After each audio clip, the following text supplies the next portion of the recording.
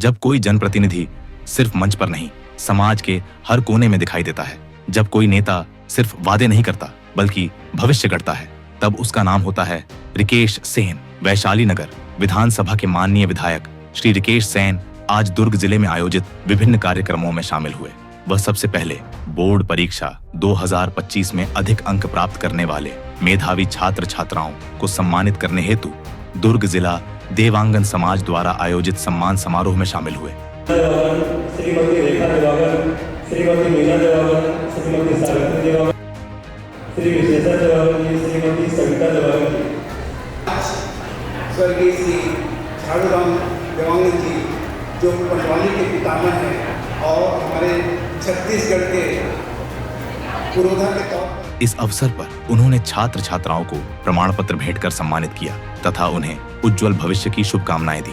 विधायक सेन द्वारा दिया गया यह सम्मान केवल एक औपचारिकता नहीं था बल्कि एक सशक्त संदेश भी था कि देवांगन समाज अब शिक्षा के माध्यम से सामाजिक और राजनीतिक सशक्तिकरण की दिशा में आगे बढ़ रहा है। वह न केवल शिक्षा के महत्व को समझते हैं बल्कि इसके माध्यम से समाज में आने वाले सकारात्मक परिवर्तन को भी भली भांति पहचानते हैं। कार्यक्रम में उपस्थित विद्यार्थियों एवं जनसमूह को संबोधित करते हुए विधायक सेन ने घोषणा की कि बहुत जल्द सभी मेधावी छात्रों और उनके पालकों को सेकंड AC में भगवान श्री राम की नगरी अयोध्या ले जाया जाएगा, जहां वे भव्य राम मंदिर में भगवान श्री राम के दर्शन करेंगे। जो बच्चे पास आउट थे 70% से ऊपर, उन्हें छत्तीसगढ़ शासन के द्वारा एक सर्टिफिकेट और छत्तीसगढ़ शासन का एक मेडल हमने सभी बच्चों को दिया था। इस बार भी वो सर्टिफिकेट और मेडल तो मिलेगा ही मिलेगा, लेकिन उसके साथ साथ एक और बड़ी हम जल्दी घोषणा करने वाले हैं उन बच्चों के लिए और साथ में उनके जो पेरेंट्स हैं उनके लिए भी उनको भगवान राम की नगरी अयोध्या में सेकंड AC में रहने खाने और सारी व्यवस्था के साथ उन्हें भेजा जाएगा दर्शन के लिए।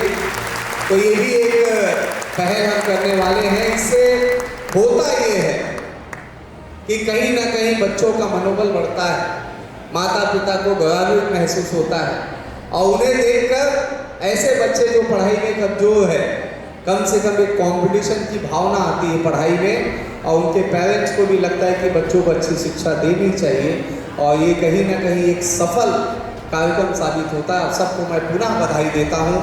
बहुत बहुत धन्यवाद। देवांगन समाज द्वारा आयोजित इस सम्मान समारोह के पश्चात विधायक सेन भारतीय स्वायत्त शासी कर्मचारी महासंघ, छत्तीसगढ़ स्वायत्त शासी कर्मचारी महासंघ और भारतीय मजदूर संघ से संबद्ध महासंघ के त्रैवार्षिक अधिवेशन में शामिल हुए।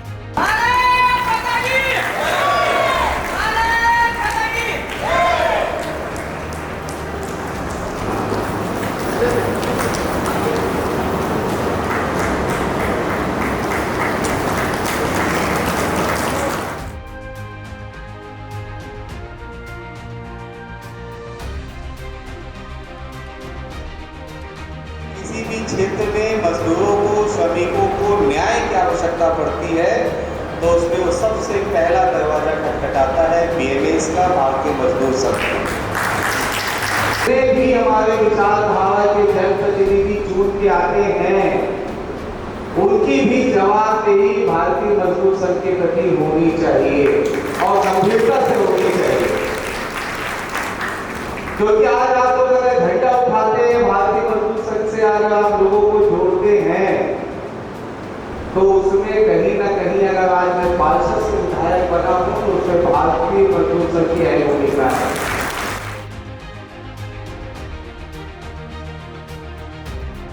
इसके बाद उन्होंने सेक्टर 2 फुटबॉल ग्राउंड भिलाई में समर कोचिंग द्वारा आयोजित फुटबॉल प्रतियोगिता के समापन कार्यक्रम में भाग लिया।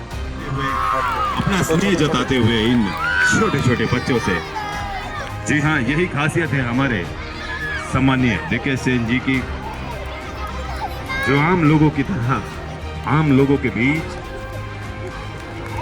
उन्हीं की तरह उनके साथ बिल्कुल ऐसे घुल मिल जाते हैं। प्रतियोगिता की शुरुआत से पूर्व उन्होंने उपस्थित खिलाड़ियों और दर्शकों के साथ अहमदाबाद विमान हादसे में शहीद हुए मृतकों को 2 मिनट का मौन रखकर श्रद्धांजलि अर्पित की।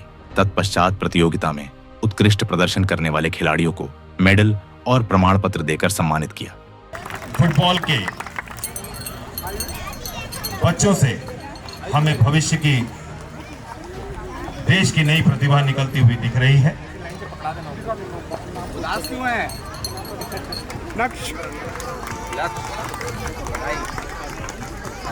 ऐसी अच्छे ठीक है?